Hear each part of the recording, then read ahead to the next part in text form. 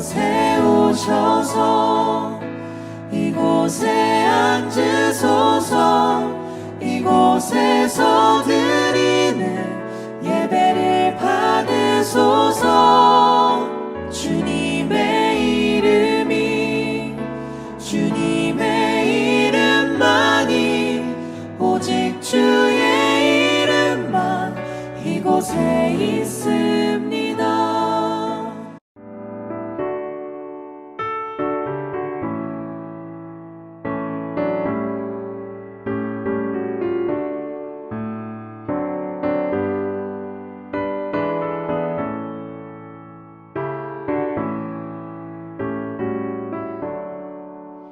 내 평생 살아온 길 뒤를 돌아보니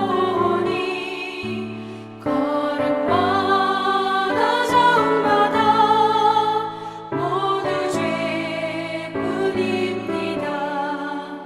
우리 죄를 사하신 주의 은혜 크시니 골고다의 언덕길 주님 바라봅니다.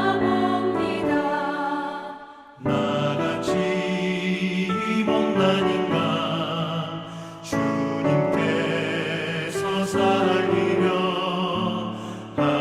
하늘나라 영광 보좌 모두 버리시었네. 낮고 낮은 세상에 사람 형상 입으신 하나님의 큰 사랑 어디에다 견주리.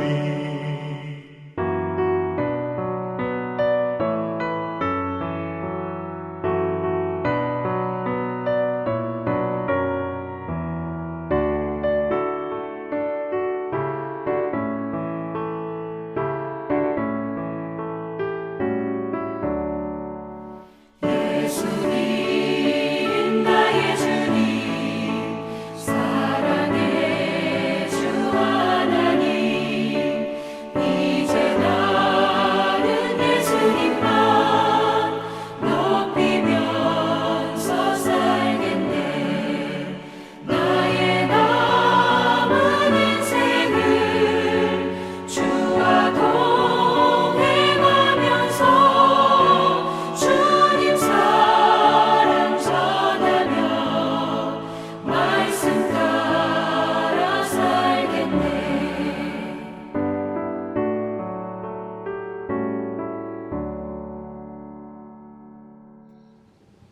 명지대학교 배우미교회 새벽 묵상에 오신 여러분들을 주님의 이름으로 환영하고 축복합니다. 오늘도 하나님께서 주시는 은혜와 평강이 여러분들의 삶 가운데에 가득 넘치시기를 기도드립니다. 오늘 함께 나눌 하나님의 말씀은 에스겔서 2장 1절에서 10절까지의 말씀입니다.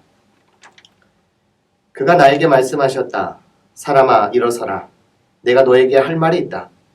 그가 나에게 이 말씀을 하실 때에 한 영이 내 속으로 들어와서 나를 일으켜 세웠다. 나는 그가 나에게 하시는 말씀을 계속 듣고 있었다. 그가 나에게 말씀하셨다. 사람아, 내가 너를 이스라엘 자손에게 곧 나에게 반역만 해온 한 반역 민족에게 보낸다. 그들은 그들의 조상처럼 이 날까지 나에게 죄만 지었다. 얼굴이 뻔뻔하고 마음이 굳을 대로 굳어진 바로 그 자손에게 내가 너를 보낸다. 너는 그들에게 주 하나님께서 이와 같이 말씀하신다 하고 말하여라. 그들은 반역하는 족속이다. 듣든지 말든지 자기들 가운데 예언자가 있다는 것만은 알게 될 것이다. 너 사람아, 비록 내가 가시와 찔레 속에서 살고 전갈대 가운데서 살고 있더라도 넌 그들을 두려워하지 말고 그들이 하는 말도 두려워하지 말아라. 그들이 하는 말을 너는 두려워하지 말고 그들의 얼굴 앞에서 너는 떨지 말아라. 그들은 반역하는 족속이다. 그들이 듣든지 말든지 오직 너는 그들에게 나의 말을 전하여라. 그들은 반역하는 족속이다. 너 사람아, 내가 너에게 하는 말을 들어라. 너는 저 반역하는 족속처럼 반역하지 말고 입을 벌려 내가 너에게 주는 것을 받아 먹어라. 그래서 내가 바라보니 손 하나가 내 앞으로 뻗쳐 있었고 그 손에는 두루마리 책이 있었다. 그가 그 두루마리 책을 내 앞에 펴서 보여주셨는데 앞뒤로 글이 적혀 있고 거기에는 온갖 조가와 탄식과 재앙의 글이 적혀 있었다. 오늘부터 우리는 구약 성서의 대예언자 가운데에 세 번째 책인 에스겔서를 읽게 됩니다. 에스겔서는 이사야서, 예레미야서와 함께 이른바 3대 예언서로 불립니다. 에스겔은 제사장 가문의 사람으로서 주전 597년 여호야긴과 그의 추종자들 그리고 상류 계층과 수공업자들과 함께 바벨론으로 끌려갔습니다. 그리고 바벨론에 잡혀간 지 4년 만인 593년에 에스겔은 하나님께로부터 소명을 받았습니다.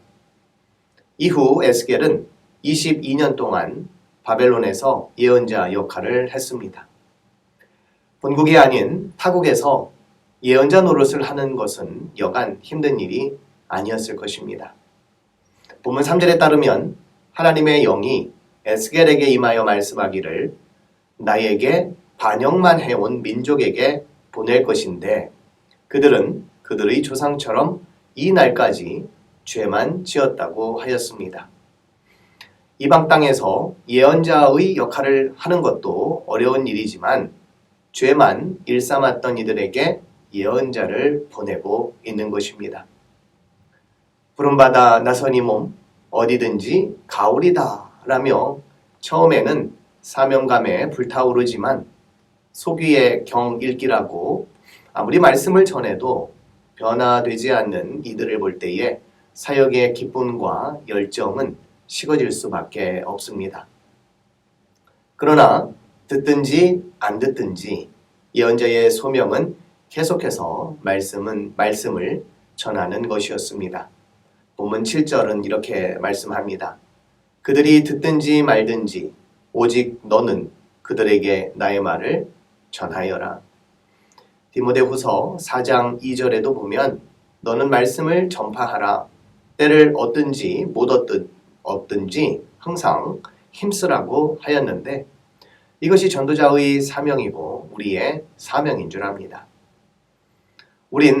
우리가 전하는 복음의 씨앗이 어디에 떨어졌는지, 언제 싹을 내는지, 어떻게 열매를 맺는지 다 알지 못합니다. 다만 우리는 하늘의 미랄이 땅에 떨어져서 많은 열매를 맺기를 기대하는 마음으로 복음을 전할 뿐입니다. 내가 뿌린 복음의 씨앗이 열매를 맺는 과정을 보지 못하고 인생을 마감할 수도 있습니다. 하지만 그 열매를 후대가 볼 것이라는 기대감으로 우리는 계속해서 복음을 전해야 합니다. 어느 목사님께서 책을 쓰셨는데 그 제목은 사랑하면 전도합니다 라는 책입니다. 우리는 이 시대에 전도가 고리타분한 일이고 방법이 틀렸다고 비판을 하곤 하지만 이 책에서 목사님은 사랑하면 우리가 그 누군가를 진심으로 사랑하게 되면 전도한다고 말씀합니다.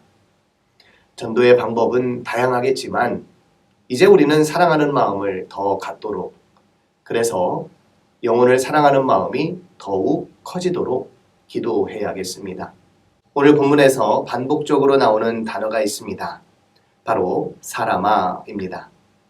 1절과 2절 그리고 6절과 8절에 걸쳐서 4번 나옵니다. 사람아 일어서라. 사람아 내가 너를 보낸다. 사람아 두려워하지 말아라. 사람아 내가 너에게 하는 말을 들어라. 하나님께서는 지금 당신의 일을 하기 위해서 사람을 부르고 계시고 그 사람에게 힘과 용기를 북돋아주고 있습니다. 흙이나 먼지에 불과한 사람일진데 하나님께서는 그 사람을 들어 쓰십니다. 그것도 그냥 쓰지 않고 충만한 기운과 힘을 얻도록 하십니다. 우린 스스로에 대해 연약하고 부족한 사람에 불과하여 하나님의 일을 하든 세상의 일을 하든 사람 이상의 수준까지 이르지 못할 때가 많습니다. 하지만 우리 하나님께서는 사람을 부르시고는 그 사람에게 힘과 용기를 주십니다. 사람아, 일어서라. 사람아, 내가 너를 보낸다. 사람아, 두려워하지 말아라. 사람아, 내가 너에게 하는 말을 들어라. 오늘도 이 말씀을 의지하여 살아가시는 여러분들이 되기를 기도드립니다. 하나님께서 에스겔 선지자를 보낸 곳은 4절에 따르면 얼굴이 뻔뻔하고 마음이 굳을 대로 굳어진 사람들에게로입니다. 그저 하나님의 말씀만 전하면 아멘, 아멘 하는 곳이 아니라 아예 듣지도 않고 마음을 열지도 않을 곳이었습니다. 이러한 선교의 불모지는 지금도 여전하고 우리 명지대학교는 더욱 그렇습니다. 그런데 오늘 본문에 보면 하나님께서는 선교의 불모지로 가는 에스겔에게 상징적 행위를 하고 계시는데 바로 두루마리에 담긴 말씀을 먹이십니다. 그 두루마리 안에는 온갖 조가와 탄식과 재앙의 글이 적혀 있다고 하였습니다. 이 단어를 여러분들이 보면서 무엇을 느끼십니까? 저는 하나님의 안타까움입니다. 슬픈 노래를 부를 수밖에 없고 탄식할 수밖에 없으며 재앙을 내려가면서까지 한 사람이라도 돌이키고자 하셨던 하나님의 마음입니다. 언젠가 예언자들을 하나님의 심장에 다녀온 사람이라고 말씀드린 바가 있는데 계속되는 에스겔의 말씀을 통해서 우리 역시 하나님의 심장에 다녀와서 주님의 안타까움과 사랑의 마음을 회복할 수 있기를 기도드립니다. 우린 사람이지만 하나님의 사람입니다. 그 믿음 갖고 오늘도 능력 가운데에 사시는 배움의 교회 모든 성도님들이 되기를 주님의 이름으로 기도드립니다. 기도하시겠습니다. 주님, 우리는 사람에 불과하여 하나님의 뜻과 하나님의 말씀을 떠나 살아갈 때가 참으로 많이 있습니다. 그러나 우리는 사람임과 동시에 하나님의 사람입니다. 하나님의 영으로 충만한 사람, 하나님의 이끄심 가운데에 살아가는 사람, 그리고 하나님의 뜻을 좇아 살아가는 하나님의 사람들이 다 되게 해 주시옵소서. 우리를 통하여 어두워져가고 이 땅 가운데에 하나님의 창조의 빛을 발하는 자를 되도록 주님 도와주시고 못 백성들이 주님께로 돌아오는 역사가 우리 교회를 통하여 이 명지대학교를 통하여 있어지도록 주님 도와주시옵소서. 감사드리며 예수님의 이름으로 기도드립니다. 아멘.